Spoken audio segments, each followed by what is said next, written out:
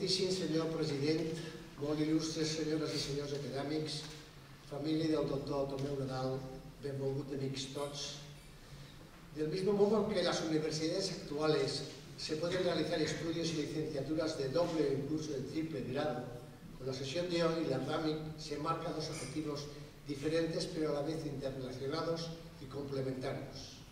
De una parte, conocer y evocar las contingencias y la trayectoria de la medicina forense en nuestra comunidad, y de otra, rendir el merecido homenaje a la memoria de uno de los grandes protagonistas de esta historia y que durante más de 30 años fue académico numerario de esta corporación, el doctor Bartomeu Nadal Moncades, tristemente fallecido hace ahora un año. Para desentrañar la evolución de la medicina forense contamos con la aportación de dos notables ponentes que han sido protagonistas destacados de su historia. Para evocar, rendir tributo y homenajear a nuestro querido Tomeu, contaremos con el testimonio vivo y en directo de quienes entre sus compañeros, amigos o familiares quieran tomar la palabra para que de forma sucinta pero sentida y manifiesta colaborar a esbozar el perfil de Tomeu Nadal. Algún académico que no podía estar presente me ha hecho llegar un escrito para ser leído como así sea. El significado del término forense, según la RAE, es relativo o perteneciente al foro. Como sinónimos de forense se citan dos, público y manifiesto. El foro es el sitio en que los tribunales oyen y determinan las causas, o la plaza donde se tratan asuntos públicos. Hay que indagar médico forense para llegar a cierto grado de especificidad, adscrito a los tribunales de instrucción, medicina legal, aplicada al asesoramiento pericial de los tribunales. Lo cierto es que al ubicarse en emplazamientos alejados del hospital o de la consulta médica habitual y tratar a menudo de personas fallecidas, tributarias de autopsia pero no de estudio clínico, la medicina forense es a menudo desconocida para médicos que no desarrollamos nuestro trabajo en su ámbito. O lo que es aún más paradójico, sabemos de ella más como lectores de novela negra o espectadores de film estilo thriller que como compañeros de profesión. Y eso es algo que seguro no complacería ni a nuestro venerado Mateu Orfila ni a nuestro añorado y estimado Tomeu Nadal. Para intentar reducir este decalaje cognitivo tenemos hoy con nosotros a dos expertos miembros de la medicina forense en Balears, compañeros ambos del doctor Nadal. El doctor Miguel Timoner, menorquí, nacido en Oló, licenciado en Medicina por la Universidad de Barcelona, especialista en traumatología y cirugía general, alumno interno, médico interno y médico de guardia quirúrgica del Hospital Clínic de Barcelona durante años, que opositó a plaza en Mallorca de Medicina Legal en 1970 y que aquí ejerce desde 1971 trabajando en el Instituto Médico Legal y en el Instituto Anatómico Forense. Jubilado desde el 2013 ha publicado numerosos y diversos trabajos en revistas y congresos de la especialidad. La doctora Ana Belén García Ruiz, nacida en Madrid, licenciada en Medicina por la Universidad Autónoma de Madrid, médico forense por la oposición, licenciada en Criminología por la Universidad de Alicante, ha realizado un máster en Antropología Forense por la Universidad Complutense y otro sobre Derechos Humanos aplicados a la Medicina Forense de la UNED. Trabaja en Mallorca desde 2009, ha publicado numerosos trabajos y ponencias en congresos y es profesora asociada de la Facultad de Medicina de la UIB, donde imparte clases de medicina legal. Nada más por mi parte, agradecer a los ponentes su disposición, tanto a contarnos su historial de trabajo como por participar en este merecido homenaje a un académico y a un personaje irrepetible. Endavant. Tiene la palabra el doctor Timoner.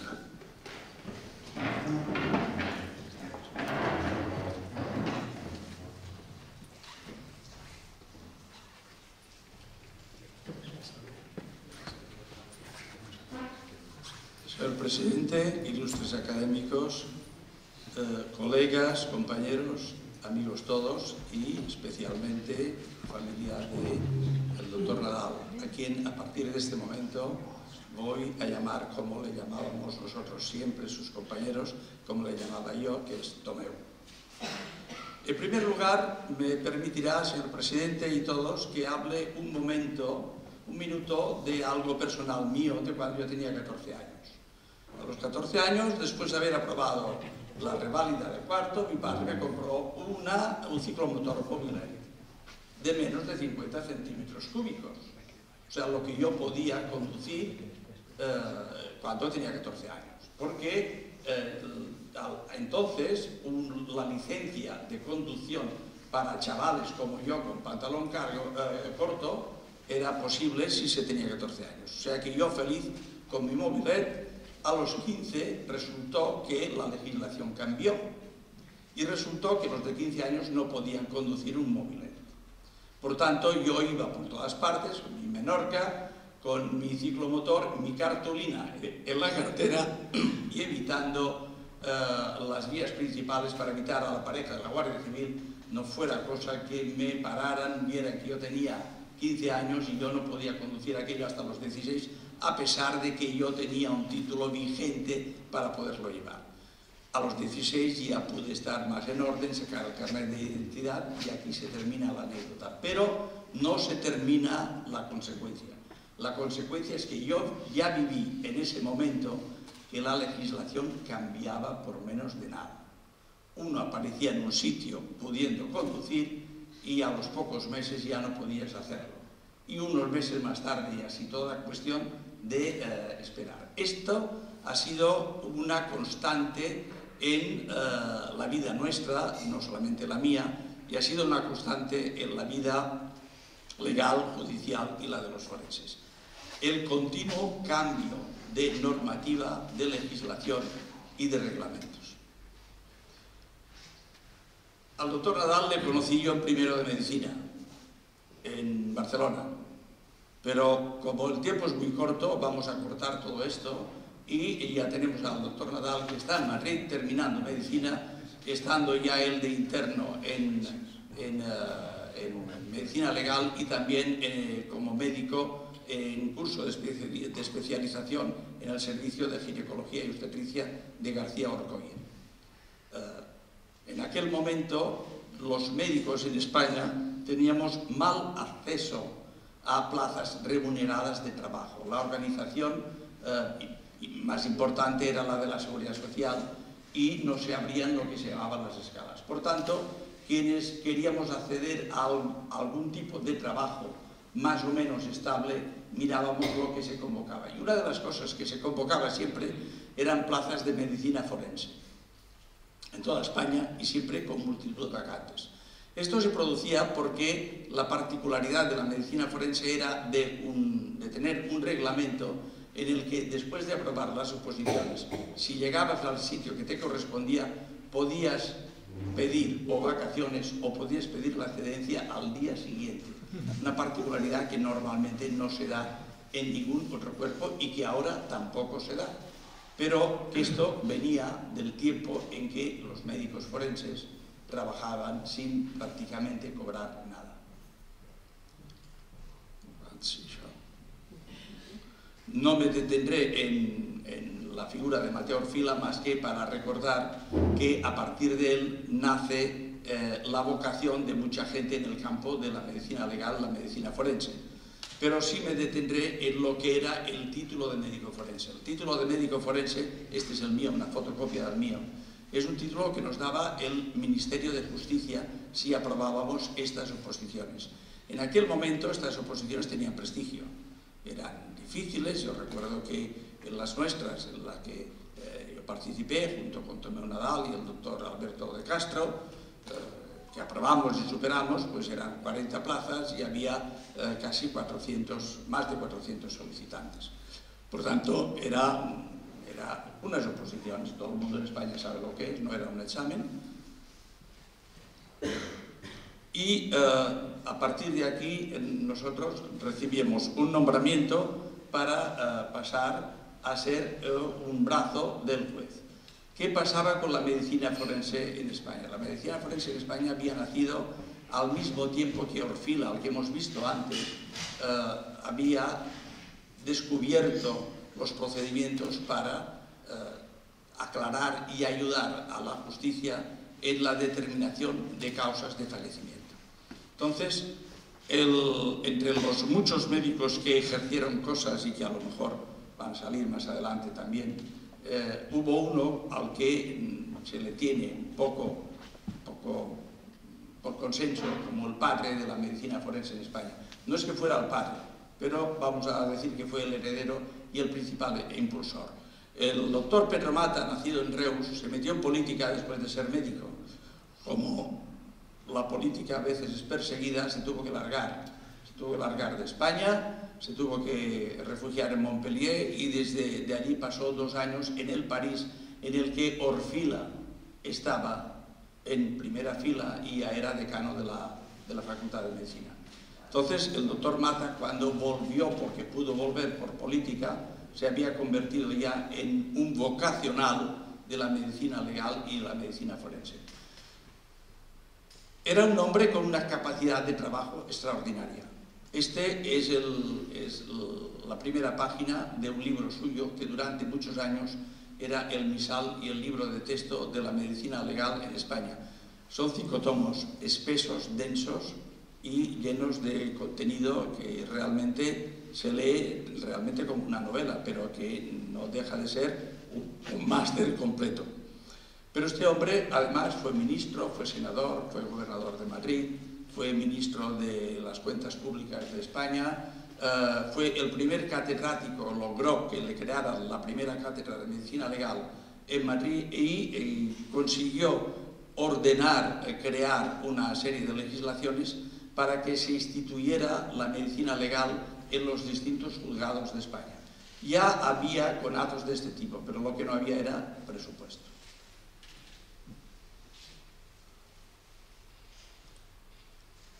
Esto es una página que corresponde a una de las ediciones que se hicieron, las muchas que se hicieron de su obra principal en medicina legal, la de los 5 tomos. Él en vida dirigió 3 ediciones, pero esta ya es la que hace 9. Esta la tengo yo. Y aquí se dice que él ya decía en vida que habían pasado años desde que lo había escrito y no se había hecho lo que allí había pedido. Y ya muchos años después de muerto, los que reeditan su obra dicen la frase sigue siendo actual. ¿Por qué? Porque la medicina forense había sido siempre la hermana pobre dentro de la justicia.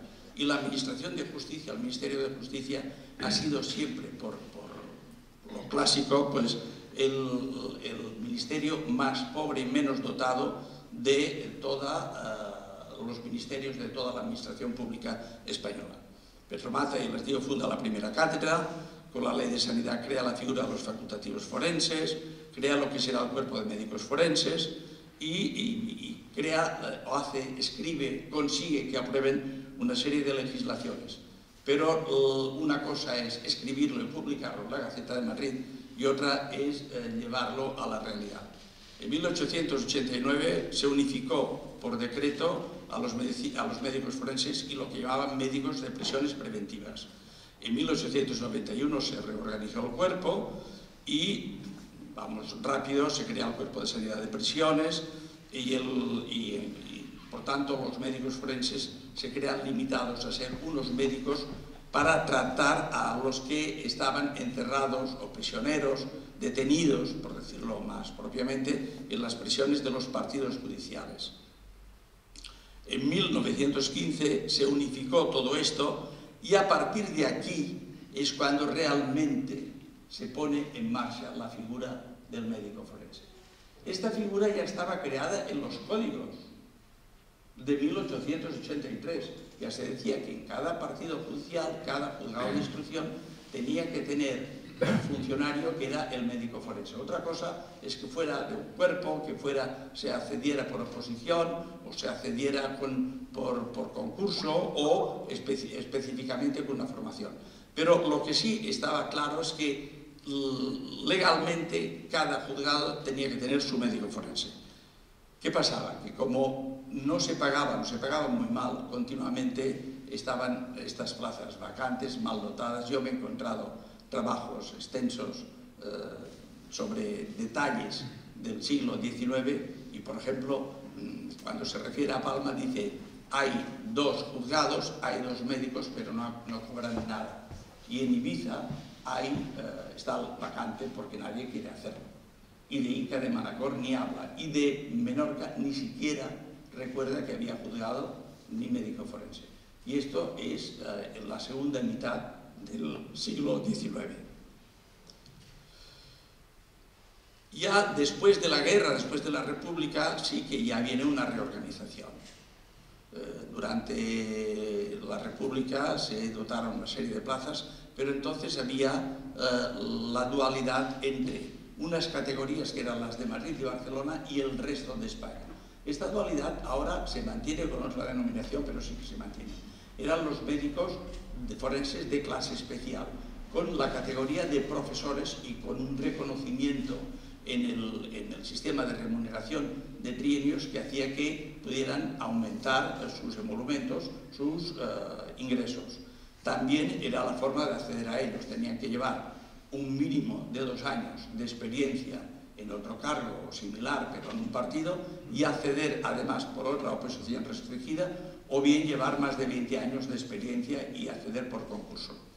A partir del año 47 se dotaron algunas clínicas de especialidades y en realidad esto ocurría en las capitales de provincias o donde había facultades de medicina. En el resto, como eran Baleares, solo había médico forense unipersonal en cada juzgado. Como en Palma había 2 juzgados, el de Lonja y el de la Catedral, había 2 médicos forenses, de los cuales prácticamente uno saltaba cambiaba de destino con mucha facilidad, mientras otro, que fue un ilustre miembro de esta corporación, que era don Marcial García Roglà, desempeñó la plaza de médico forense, era el médico forense de Palma durante muchos años hasta su jubilación. Yo, por razones de ejercicio médico del doctor García Roglà con la familia de mi esposa, pues he podido heredar los libros antiguos que tenía el doctor García Roglà, cosa que Tomeu siempre me reprochava, decía: tu punyetero, t'has endut els llibres del doctor Roglà, que es de volia això. Yo le decía: el día que vulguis te demostraré. Y a veces hablábamos de esto.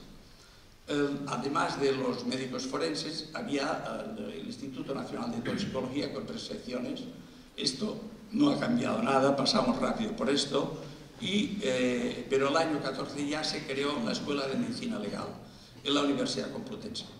Esto fue práctico, en realidad no se inauguró bien como es ahora hasta el año 27. O sea, esto quiere decir que una cosa era escribir la ley y otra era dotar de contenido, de realidad, lo que las leyes creaban. Porque además iban cambiando continuamente de normas, de indicaciones y de articulados, de la misma forma que a mí me habían cambiado a los 14 años la licencia para conducir mi mobilet, que les he contado como anécdota propia, pero que a mí me ha servido para no fiarme nunca de la continuidad de la administración. En Baleares, en la organización judicial moderna, ya la que no respondía a Baleares como un virreinato, había los partidos judiciales en Mahón, en Ibiza, en Manacor y en Inca, y en Palma la audiencia territorial, esto está mal escrito, y los juzgados de primera instancia e instrucción de la Lonja y la Catedral. Aparte, siempre han existido los juzgados comarcales, los de distrito y los juzgados de paz. Los médicos forenses son funcionarios destinados en los juzgados de primera instancia e instrucción. Eran, porque ahora ya no es así, como les expondrá la doctora que me va a seguir. ¿Qué instalaciones y medios había cuando el doctor Nadal y yo aprobamos las oposiciones? Él vino aquí un poco antes que yo estuve destinado, él era un hombre muy bueno en todos los sentidos, y sacó el número 1 de la oposición. Lo que pasa es que le preguntaron extraoficialmente si iba a seguir una carrera académica de universidad. Él dijo que no, y entonces le corrieron unos pocos puestos para que los primeros 3 puestos fueran de quienes eran profesores adjuntos o iban a serlo, y él pues se quedó en el 3 o 4 o 5, en el escalafón está. Yo también saqué la oposición con el doctor Castro, pero un poco más atrás. Como correspondía, él era más alto que yo, tenía más escalafón que yo, era más listo que yo, sabía mucho más que yo, excepto cuando pedimos la excedencia, que yo le gané en un día porque le llamé desde Madrid y le dije: Tomeu, ven que nos hacen una trampa. En este sentido le gané en un día, pero nada más. ¿Qué había aquí en Palma? Nada. Venías con el título que les he enseñado, una ceremonia oficina de cada juzgado y un bolígrafo si lo llevabas, si era tuyo, si no te lo prestaban. Lo que teníamos era papel timbrado que podíamos utilizar para rellenar con nuestros conocimientos lo que el juzgado nos pedía, que eran lesiones, tipo de lesiones, incapacidades, autopsias que teníamos que hacer en las salas de autopsias que cada ayuntamiento tenía por su cuenta, y lo único que proporcionaba el juzgado para esto era una caja, un estuche de madera con un instrumental normalizado en toda España igual, fabricado por la Fábrica Nacional de Armas de Toledo, de un acero inoxidable, de buena calidad, aunque poco resistente al afilado, y a partir de aquí lo que teníamos que hacer era arreglárnosla como pudiéramos. Eso sí, había una cosa muy importante: éramos autoridad y además inamovibles. Esto para gente como nosotros, que no teníamos ni 30 años, nos convertía a mí. Recuerdo que me sentí en aquel momento en que yo llegué a un sitio y en mi primer destino crucé una plaza y en lugar de que regulaba el tráfico por allí, sabía que yo era el señor que había llegado el día antes, paró el tráfico, me saludó así y yo crucé la plaza como si fuera el gobernador civil de la provincia. En aquel momento me sentí, yo soy el médico forense de aquí, hay que ver. El juez me mandó a la gente un poco para enseñar las cosas como iban, sobre todo para ayudarme a hacer mi primera autopsia y luego preguntarle qué tal, cómo lo hace. Y aquel le informó que yo era un experto en hacer con una rapidez, yo lo hacía rápido porque lo que quería era terminar pronto, pero esto no se lo dije al juez. Es muy curioso porque estas vivencias no están escritas y yo aprovecho su paciencia y su bondad para transmitírselas. En aquel momento, y estoy hablando a finales del año 70, España no era como es ahora. Y todo lo que hacíamos era viajar cada uno con nuestro automóvil, ir de un lado a otro, conocer a los enterradores de los cementerios, conocer a los médicos que atendían a los lesionados en las diversas clínicas y procurar ser el punto de enlace entre los médicos y el juez. ¿Por qué? Porque una de las facetas más desconocidas de los médicos forenses es que el médico forense tiene encomendada el tratamiento de los lesionados y de los detenidos y de todo lo que esté bajo la jurisdicción del juzgado. Y si no lo hace por sí, tiene encomendada la vigilancia y la supervisión y la dirección de este tratamiento. ¿Por qué? Pues por las leyes. ¿Qué decían las leyes? Que si a un lesionado se le produce una herida, una lesión, una fractura, cualquier cosa, cualquier tipo de agresión que le durara para curar menos de 15 días, aquella agresión era solo una falta.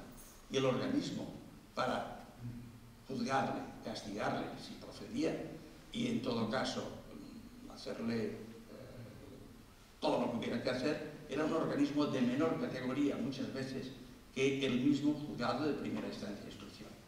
Pero si aquella lesión tardaba más de 15 días, entonces el acto que la había producido podía pasar a ser un delito. El castigo era mayor y la vista, el juicio, la imposición, la sentencia correspondía a un juzgado de mayor entidad que el mismo juzgado que había instruido aquel expediente. Por tanto, era lógico y normal que el médico forense vigilara que aquella herida en la cabeza estuviera curada en el tiempo necesario, pero no que le dejaran los puntos más tiempo para hacer parecer que aquello era un delito más grave. Recuerdo que uno de los primeros casos que yo vi en Carballo de un lesionado, al ver a otro implicado en una pelea, además de aprender la diferencia entre una vara y un bastón, que yo no la sabía, ahora todavía lo tengo un poco claro, es lo que es una vara gallega y un bastón gallego, uno de los lesionados lo primero que me dijo fue: ¿cuánto le ha dado dolor? Naturalmente la contestación es: como siga por este camino, voy a dar un parte al juez y usted ya se las verá por intentar sobornarme a mí y demás, ¿no? ¿Por qué de esta seriedad? Porque nosotros, cuando aprobamos las oposiciones, hacíamos un curso en Madrid, en la Escuela de Medicina Legal, que ustedes han visto citada aquí, y en este curso lo primero que nos incluían era el compromiso, la seriedad y la responsabilidad con que nosotros entrábamos a formar parte del cuerpo de la Administración de Justicia. El médico forense juraba desempeñar bien y fielmente el cargo. Tan es así que cuando el médico forense tiene que comparecer ante una vista oral, durante un juicio, si la cosa es correcta y el juez es de carrera y no un interino que no lo sepa, no le va a pedir que jure desempeñar el cargo y decir verdad, sino que le va a recordar que en virtud del juramento que tiene prestado, él va a hacer las afirmaciones, las informaciones, las aclaraciones que tiene que hacer. Esto es muy importante porque todos los forenses que he conocido yo siempre se han sentido partícipes de este compromiso de veracidad, de seriedad, y este compromiso lo han vivido, lo han participado, lo han asumido y lo han confiado todos nuestros inmediatos superiores, que han sido siempre los jueces de instrucción. El superior del médico forense era el juez, pero no para tener al médico forense como un criado subordinado, sino para alguien que hiciera, entendiera, explicara y aclarara aquello que por formación el juez seguramente no estaba en condiciones de asumir, comprender y llegar a manejar correctamente. De aquí que los médicos forenses éramos gente de fiar y esto creaba un enlace con los jueces que realmente en este momento yo creo que se ha perdido. Ahora bien, cuando los 4 médicos forenses que estábamos en Palma, el doctor Nadal, el doctor Pepe Macías, el doctor Rafael Gamundí y yo mismo nos veíamos, nos referíamos a la gente de toga como ellos. Y nosotros formábamos parte de un grupo de cuatro mosqueteros que éramos nosotros. ¿Por qué? Porque al hacer nosotros nuestros informes siempre mantuvimos una distancia y una especie de lavarse las manos de las consecuencias legales en el sentido de sentencia de aquello que nosotros afirmamos o negamos desde el punto de vista de la medicina legal. Tan es así que el otro día, ayer, estuvimos la doctora Belén y yo en el periódico Última Hora, que habrán visto algunos que ha salido una interview. Nosotros estuvimos 2 horas con el periodista, la interview se lee en 10 minutos, y le estaba explicando al periodista que nosotros creábamos, los médicos forenses, lo que se llama jurisprudencia médica. Jurisprudencia es lo que crean de leyes por experiencia, por criterio, por costumbre, las audiencias provinciales, pero jurisprudencia médica es una cosa que prácticamente es un neologismo que en el ámbito anglosajón viene sustituido por medicina legal. La medicina legal es lo que en realidad es la jurisprudencia médica. Es aprender a manejar con criterio médico, biológico y prudente lo que de otra forma conduciría a equivocaciones.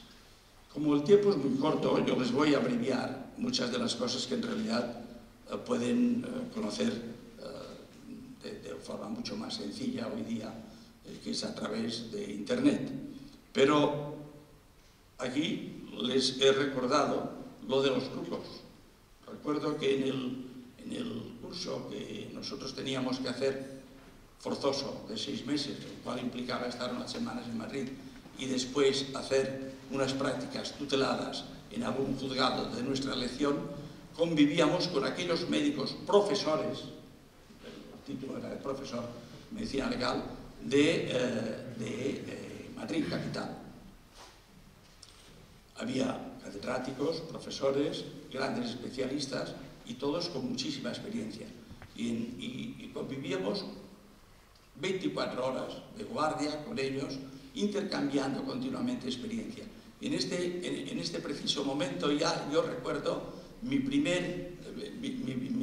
primera, vamos a decir, diálogo intercambiando opiniones distintas con uno de los médicos forenses que me decía que él había dado de alta a un señor en menos de 14 días porque le habían quitado los puntos, pero le habían quitado el bazo. Y yo, como cirujano, pero aportando mi experiencia quirúrgica, pero a esta jurisprudencia médica, le decía: sí, pero este señor no está curado. Hombre, ya está curado, por tanto, esto habrá sido una falta. Y le decía: no, porque la resistencia a la pared abdominal no es la inicial. Por tanto, este señor no ha curado, no ha adquirido, no ha vuelto. A ver, atreverme a decir esto con unos profesores de Madrid, estando de prácticas que me las tenían que aprobar, era meterse en un ambiente que, si no hubiese sido un ambiete envidiable de compañerismo, de pertenencia, no me hubiera atrevido yo a esto. Como anécdota les puedo decir que uno de los que estaban por allí un día me dijo: yo no sé cómo piensas tú, pero yo soy el médico de Franco, era don Vicente Gil. Y yo podía discutir con el médico de Franco diciendo que yo no me acababa de creer aquello, o él me estaba explicando otras cosas de cómo no tenía que dejarme yo atropellar si algún juez en una vista me reñía de alguna forma. Y él me decía cómo tenía que decir, con todo respeto, que, señoría, la misma autoridad que le ha dado a usted las facultades y la autoridad de estar allí, también me la ha a mí para estar aquí y poder decir con toda libertad mi criterio, siempre que se base en un criterio serio y recto y justo. Quiero decir con esto que la formación que recibíamos era una formación extraordinaria, y el compañerismo que teníamos con los jueces y el respeto que luego teníamos con ellos y la confianza era también algo que yo no he podido ver en otros cuerpos facultativos de la asistencia médica española. Pero, eso sí, siempre nosotros manteníamos esta diferencia entre ellos, los de la bata, digo, los de la toga, y nosotros, que por no teníamos nada, porque no teníamos ni dónde colgarla, ni silla donde sentarnos, ni mesa, ni fonendo, ni nada.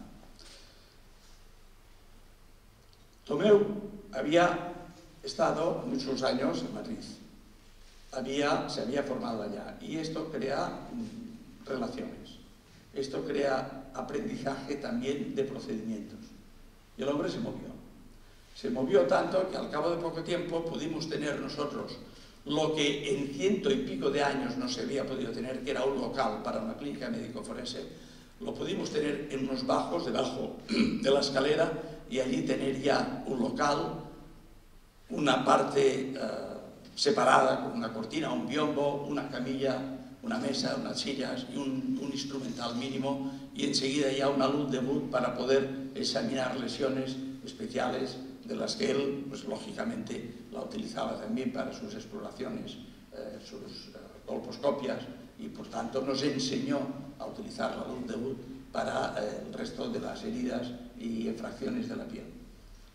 A partir de aquí, Tomeu se movió mucho y tuvo que moverse a un nivel que era jugar a varias bandas: Ayuntamiento de Palma, Ministerio, Audiencia y Cuerpo Nacional de Médicos Forenses, que lógicamente tenían que informar sobre lo que pedíamos. Con lo cual resultó que después de todo el espacio de la década de los 70, el año 80 ya se pudo disponer de la anuencia del Ayuntamiento de Palma para cedernos unos locales en el cementerio. En estos locales ya pudimos nosotros no estar pendientes del custodio con su llave para que nos abriera puertas y sus ayudantes, los mozos, los entrenadores, nos trajeron los cuerpos, sino que pudimos empezar a tener unos locales especiales para nosotros, una mesa traída de Norteamérica, un amplificador de imágenes con radio televisión para rayos X, unos aparatos de fotografía de piezas anatómicas, un auxiliar de oficina que era un señor que se dedicaba a mantener el archivo, los papeles y todas las cosas en orden, unos despachos para los médicos poder escribir y estudiar todo lo que necesitaban y unos auxiliares que se examinaron y fueron elegidos personalmente por Tomeu en función de su propia experiencia en el trabajo clínico y quirúrgico de diversos centros clínicos y hospitalarios de Palma. De forma que se empezó a trabajar de tal forma que ya en el año 82, esta mañana, la doctora Belén ha encontrado en la memoria del ayuntamiento la referencia que habíamos perdido de la inauguración solemne con alcalde, autoridades, cónsules y naturalmente prensa del primer instituto anatómico de Palma. Creo que me estoy excediendo de tiempo y voy a cortarles rápidamente para dar paso a lo demás. Después de esto vino una remodelación mayor. Al principio nosotros teníamos la entrada en el instituto que se compartía con la entrada en las oficinas de depósito de cadáveres y oficinas de la funeraria de Palma. Pero muy poco tiempo después se construyó la terminal del otro lado, la moderna, que tiene el cementerio de Palma al otro lado del torrente, y nosotros pudimos disponer de un gran espacio, que es el que ahora tenemos, que realmente es envidiable en comparación con lo que teníamos antes. Esto se lo debemos a don Bartolomé Nadal Moncada. Él lo hizo, él lo consiguió. Luego, realmente la legislación cambió, como me cambió a mí la licencia de conducir, y entonces la figura del médico forense adscrito a un juzgado ha desaparecido. Ahora ya no se está adscrito a un juzgado. Se han creado los institutos de medicina legal que vienen a ser un servicio de diagnóstico médico que, como cualquier servicio hospitalario, hay jerarquización, hay especialidades, hay niveles de sección, de jefes de clínica, hay archivos, hay trabajadores de un tipo y de otro, y hay miles y miles de archivos fotográficos conservados que están clasificados, archivos de piezas anatómicas, hay una cantidad de cosas que hace que el ejercicio nuestro ha cambiado totalmente. Al final de esto, muy poco antes de jubilarse Tomeu, me decía: Miquel, no sabem res. Hombre, no me digas. Y es porque realmente él estaba muy preocupado por el gran avance que representaba la adquisición de las técnicas de diagnóstico. Solamente quiero robarles 5 minutos de su tiempo de algo que protagonizamos él y yo conjuntamente a la par. Fue el primer caso de demanda de paternidad de un fallecido que hubo en España. En aquel momento las técnicas de ADN no estaban desarrolladas, pero se hacían trasplantes, y al hacerse trasplantes había los grupos linfocitarios. Los grupos linfocitarios necesitaban que se aportaran linfocitos vivos, muestras de todo tipo. Hubo aquí esta primera demanda, el año 81, falleció un señor de Algaida, sin testamento y sin hijos, una hija biológica demandó, esto fue una novedad, pidieron a un profesor de genética de la UIP que participara y nos pidieron al doctor Nadal y a mí que participáramos también en el estudio, El doctor de genética no se le vio el pelo nunca más, no vino. Y nosotros empezamos a ver cómo lo podíamos hacer.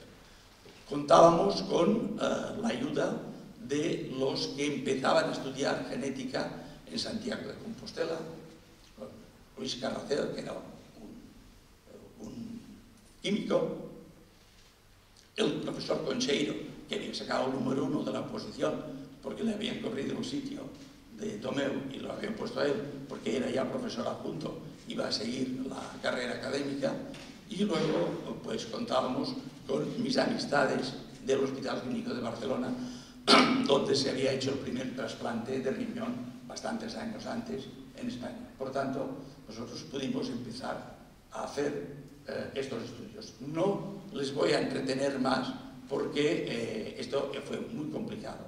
Tan complicado que el juez que tenía que decidir una sentencia, porque tenía la demanda que hacer, todo esto hubo unas vicisitudes que duraron varios años, llegó a decirme a mí, mira, yo no entiendo nada. El doctor Nadal había elaborado un cuadro donde había unas 200 y pico de determinaciones tabuladas entre 12 personas y 16 tipos de determinaciones distintas. El juez no se aclaró. Tomeu Nadal lo firmó, está con su sello, yo tengo una copia. El original está en los asuntos, en la tramitación que se hizo en el juzgado civil, pero con la amistad, la confianza que les he intentado transmitir que teníamos con los jueces, yo me atreví a decirle al juez, que no voy a citar ahora, le dije, mira, tú no puedes negarte a hacer una sentencia, porque tú tienes obligación de hacer una sentencia, pero tienes derecho a equivocarte. Yo te lo voy a poner bien. Tomeu te ha hecho todo este cuadro, no hay quien lo entienda, es complicado, pero te lo voy a hacer. Cogí unos rotuladores, entonces señalé las familias de un tipo, con un color, las familias de otro, con otro color, las familias neutras, por decirlo así, de otro color. Entonces, a la vista de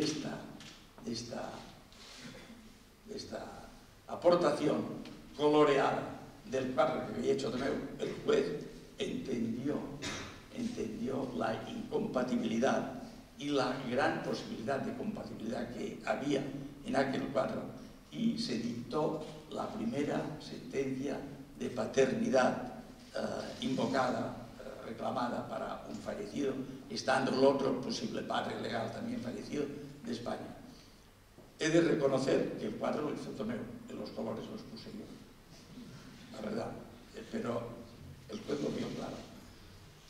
Tan fue así que después hubo, como en estos casos pasa siempre, un recurso a nivel de la audiencia, y la audiencia ratificó totalmente la sentencia. También es cierto que en aquel caso nuestros hallazgos, no solamente nuestros, sino los de los laboratorios, de las 200 y pico determinaciones que se hicieron en dos distintos laboratorios, en Barcelona y en Madrid, transportando nosotros las muestras de los linfocitos vivos contra reloj para que no quedasen dañadas por el avión ni pasar por los rayos X de control de la Guardia Civil.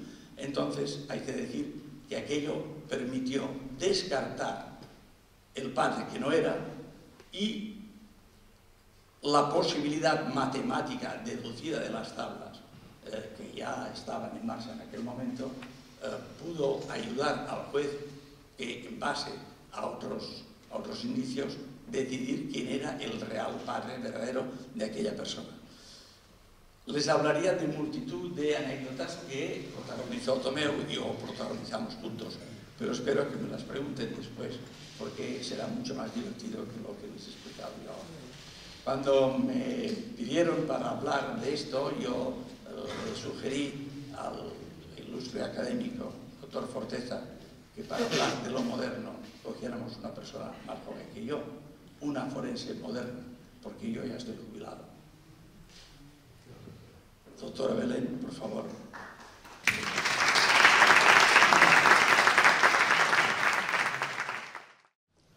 Buenas tardes.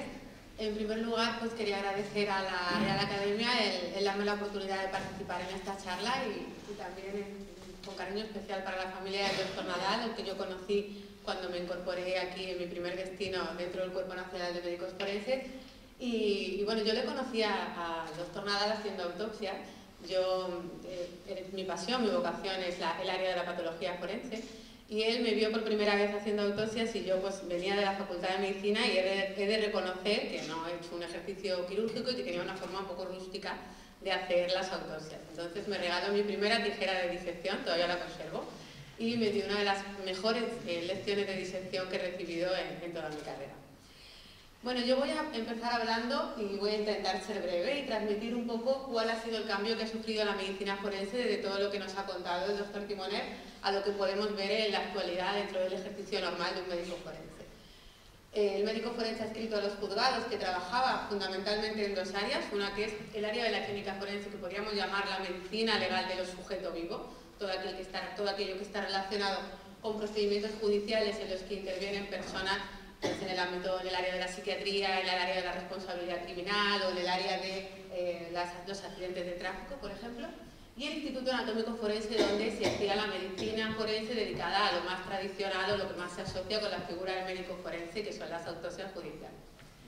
Esto ha venido a converger en un solo centro, que son los Institutos de Medicina Legal y Ciencias Forenses. Ahí en la imagen ven el Instituto de Medicina Legal de Badajoz y el Instituto de Medicina Legal de Madrid. Se tiende, y el futuro aquí también será así, a tener un edificio donde centralizar todos estos servicios.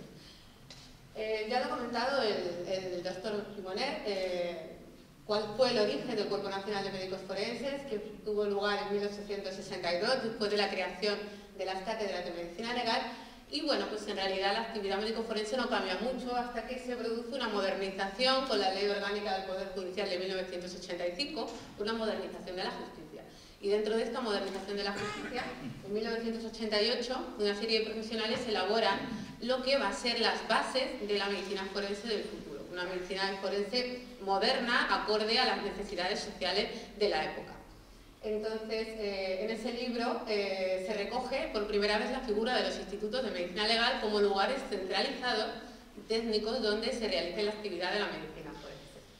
Posteriormente, en 1996, ya existe el primer reglamento de los institutos de medicina legal y a partir de ahí empiezan a crearse. En el 2003 se crea el Instituto de Medicina Legal de las Islas Baleares y recientemente, en 2023, el Instituto de Medicina Legal han cambiado de denominación, ahora son Institutos de Medicina Legal y Ciencias Forenses, porque la medicina forense ha ampliado a todas aquellas disciplinas que están relacionadas y que también trabajan en el área de la Administración de Justicia, lo cual ha sido, la verdad, que un acierto por parte de la Administración.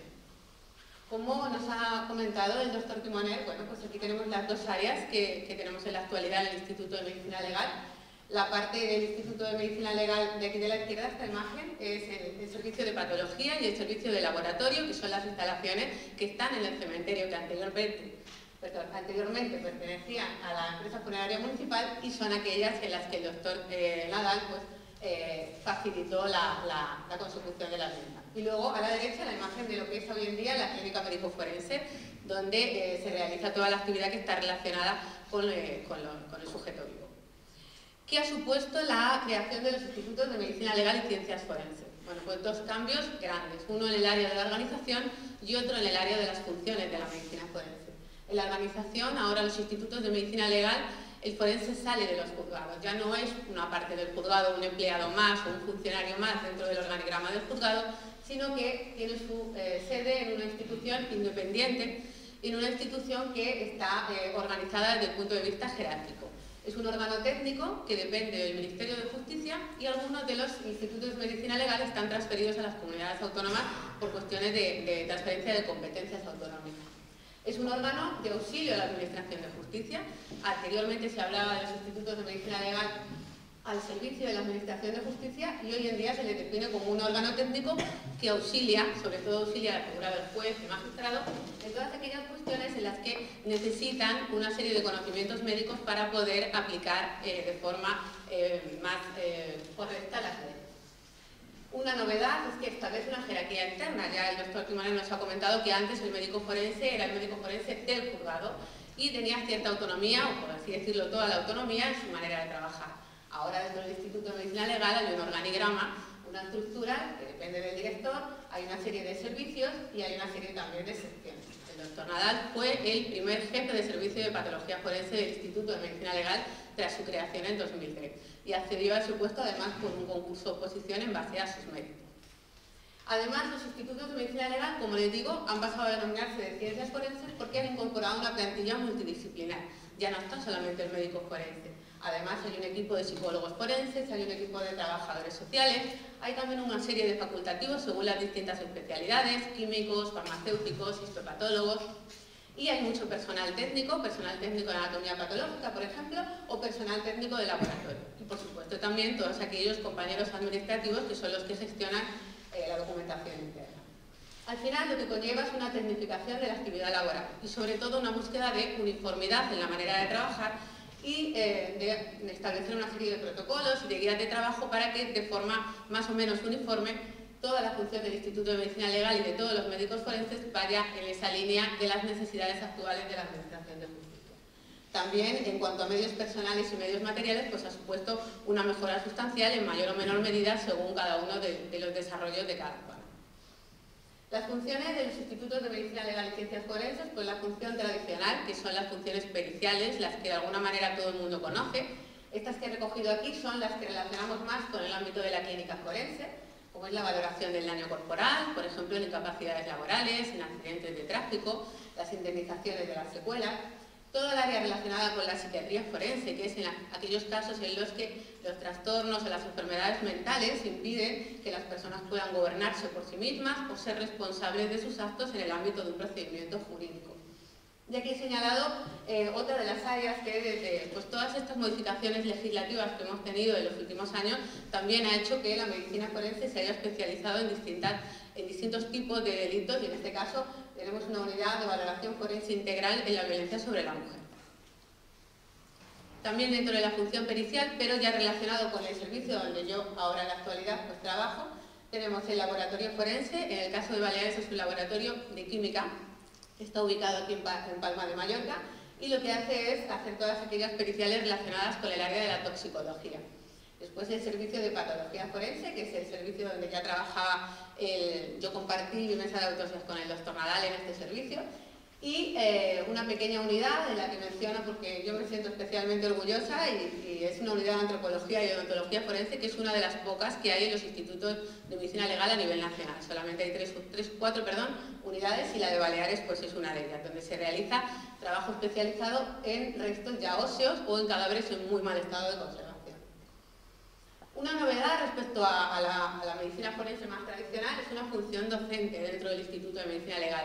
El Instituto tiene una vocación de participar en la actividad académica y lo hace pues, a través de la formación universitaria. Somos varios compañeros los que trabajamos en la Facultad de Medicina dando clases de medicina legal y también en la formación especializada, que ha sufrido un cambio importante, siendo la medicina legal una especialidad que antes estaba un poco fuera de la vía MIR tradicional de las especialidades médicas.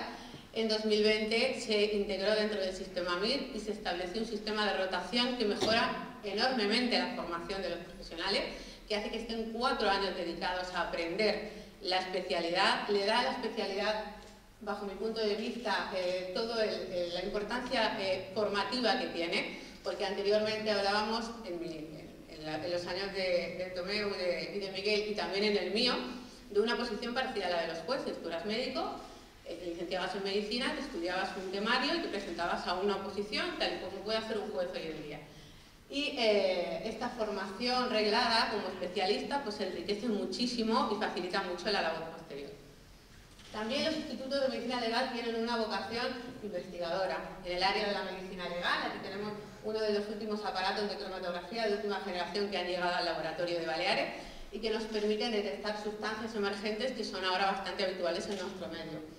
También en el área epidemiológica. Hasta hace poco la medicina forense estaba muy apartada del área de la medicina, es muy apartada también de la sociedad. Sin embargo, el Instituto de Medicina Legal es una fuente impresionante de datos y de información que nos puede servir para responder o intentar buscar respuesta a grandes problemas sociales, ¿no? He puesto como ejemplo pues, el estudio de la dinámica de las agresiones sexuales con finalidad de conocer el fenómeno y sobre todo de prevenirlo y de diseñar estrategias adecuadas y también todo lo relacionado con el ámbito del suicidio, que es una de las principales causas de preocupación de salud pública y en la que los institutos de medicina legal tenemos mucho que aportar a la sociedad para intentar entender bien un fenómeno que sin duda alguna tiene que ser atajado desde todas las instituciones públicas.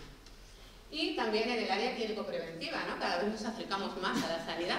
De hecho, tenemos un programa en el cual Sanidad y Justicia se unen para estudiar la muerte súbita cardíaca en Baleares y para intentar establecer estrategias de prevención para evitar que esta muerte súbita, que a veces tiene un origen familiar, vuelva a repetirse en la familia cuando hoy en día existe posibilidad de aplicar un tratamiento previo, de hacer una prevención y de evitar este tipo de casos.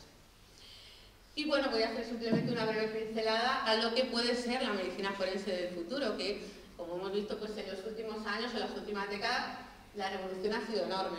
Y también la revolución está siendo enorme en la medicina y nos supone unos retos muy importantes para los médicos para poder estar a la altura de todo el desarrollo tecnológico que está surgiendo. En el área de la medicina forense, todas las investigaciones relacionadas con la genética. Hasta ahora, y el doctor Timoner ha mencionado un caso de determinación de paternidad, teníamos el ADN como la manera de intentar identificar a dos sujetos o intentar determinar la relación filial entre dos personas. Pero es que ahora una mancha de sangre en breve nos va a poder informar sobre el perfil de la persona que le ha dejado, los años que tenía, el color de pelo, la constitución, el color de ojos. Es decir, el propio resto genético nos va a permitir establecer un perfil para luego poder buscarlo. Y esto supone una apertura a un montón de posibilidades y de muchos casos que hasta ahora no podían ser resueltos, y la tecnología nos va a permitir trabajar en ello.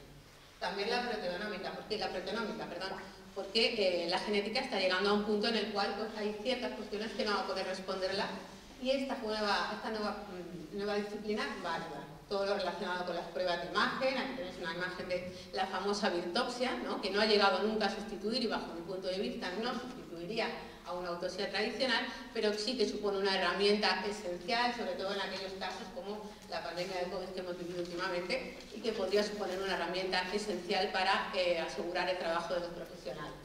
Y por supuesto, pues lo que nos viene con todo el desarrollo del aprendizaje automático y de la inteligencia artificial y las innumerables oportunidades que nos va a ofrecer.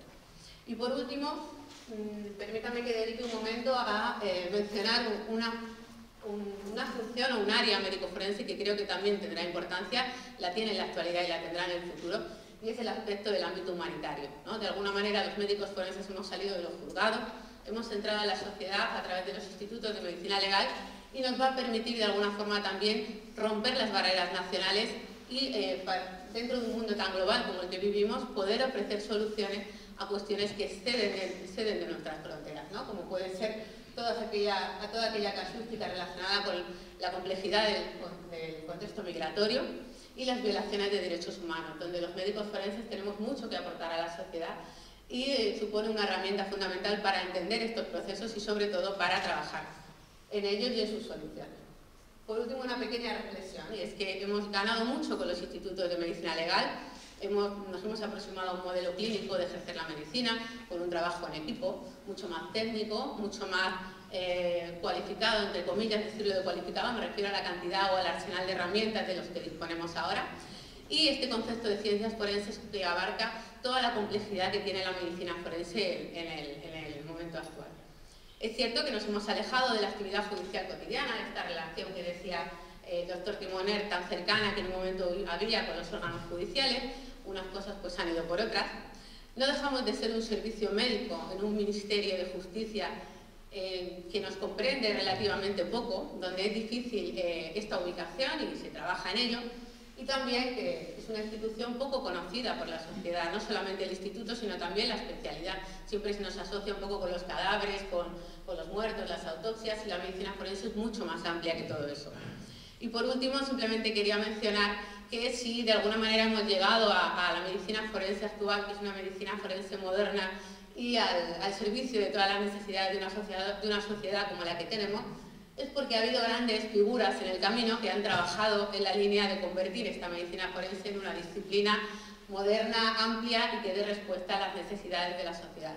Y yo quiero también mencionar en este caso la figura del doctor Nadal, especialmente en el ámbito balear, por todo el trabajo que realizó para poder emprender este camino de modernización, que yo compartí con él en los primeros años del Instituto de Medicina Legal, Y de ahí pues mi agradecimiento y mi reconocimiento a su labor. Y muchas gracias.